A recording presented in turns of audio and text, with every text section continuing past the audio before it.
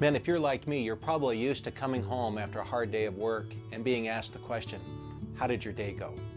But imagine if coming home from a hard day of work, you got asked a different set of questions.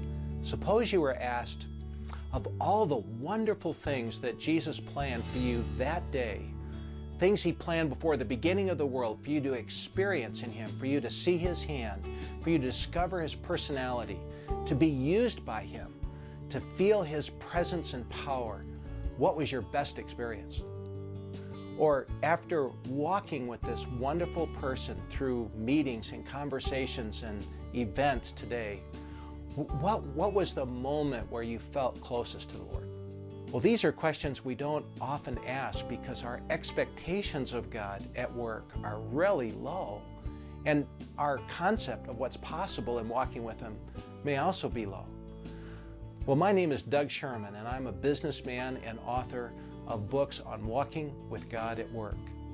And I want to invite you to a men's retreat coming up here in April. The title of the conference is Your Work, a Great Adventure with God.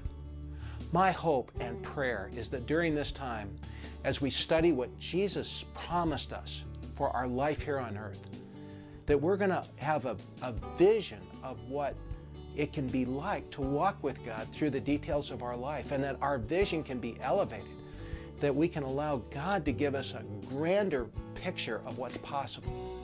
I am convinced that vast spiritual continents of experiencing Him await us if we'll only discover them.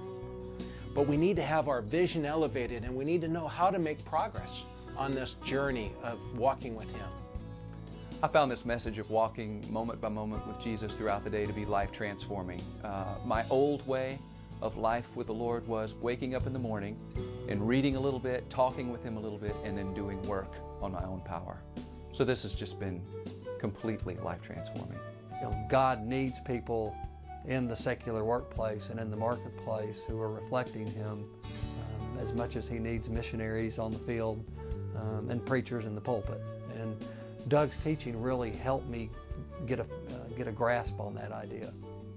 Men, I know that giving up a weekend with your family and friends and all the projects that you've got on your to-do list will cost you a lot.